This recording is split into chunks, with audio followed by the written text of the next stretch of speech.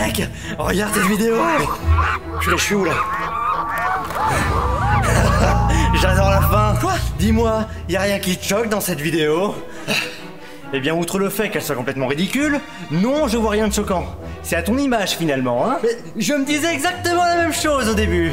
Jusqu'à ce que je me rende compte que depuis tout ce temps, j'utilisais le mauvais ratio d'image. Oh là là, le mauvais ratio. Et c'est pour ça qu'il m'attache ici.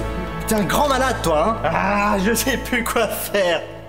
Je te détacherai seulement si tu m'expliques comment faire. Et comment faire quoi?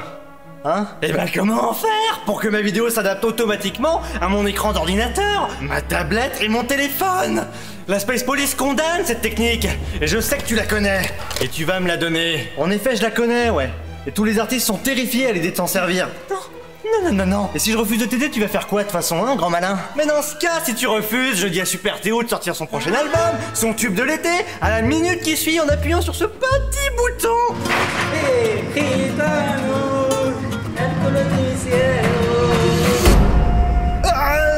Non, pitié. Toi, arrête de parler.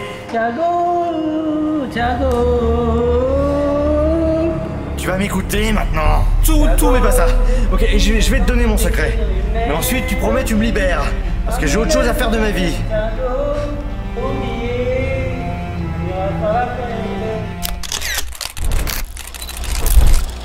Depuis quelques années, 80% des vidéos YouTube sont visionnées depuis un smartphone. Je peux aussi le constater sur ma chaîne. Le problème, vous l'aurez remarqué, mais nos smartphones ont un écran légèrement plus large que le traditionnel 16/9. Ce qui veut dire que lors du visionnage d'une vidéo en 16/9 sur un smartphone, on se retrouve avec une partie noire à gauche comme à droite. Ce que je veux dire, c'est qu'au final, on n'exploite pas la totalité de l'écran du smartphone. Et c'est bien dommage. Tandis que sur un écran d'ordinateur, par exemple, la même vidéo exploitera tout l'écran sans souci. Sauf qu'on n'emmène pas tous nos écrans d'ordinateur avec soi en permanence lorsqu'on sort de la maison ou quand on part en voyage. Vous serez d'accord avec moi? Et oui, c'est tellement évident. Et malheureusement, après avoir essayé les différents formats principaux les plus connus, le 2.35, l'essai en 16/9, le 4/3 pour le fun, aucune n'était la bonne solution. Il faudrait donc trouver un moyen fiable et efficace pour rendre nos vidéos plus adaptatives en fonction des écrans utilisés par notre audience. Et ça tombe bien car j'ai trouvé la solution et je m'apprête à vous la dévoiler dans un instant. Mais avant de me décider à passer ce cap, j'ai voulu en vérifier l'application sur autre chose que mon smartphone. Je voulais m'assurer que le plaisir de lecture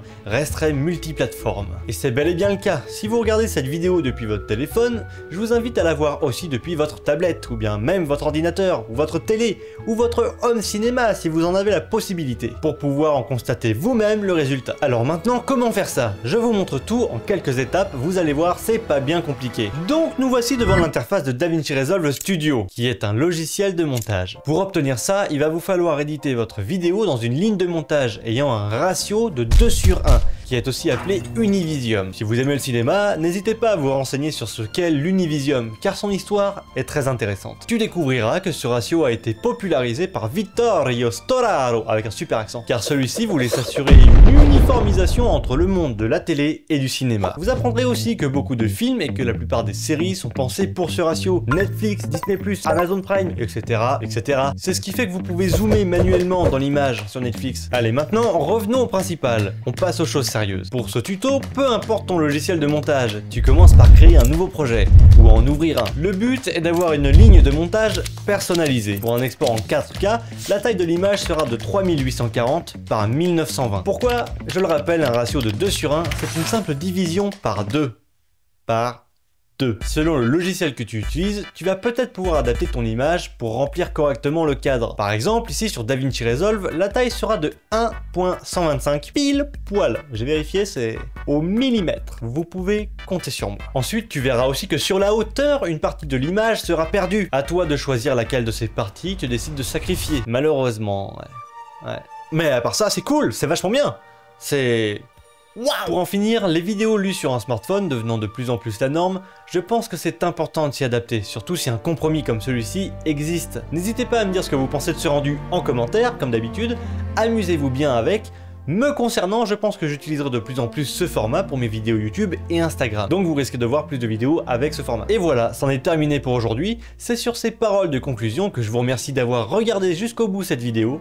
On se retrouve prochainement. En attendant, je vous invite à cliquer juste ici pour voir toutes mes autres vidéos. Tu vas voir, on apprend plein de choses et on va bien s'amuser.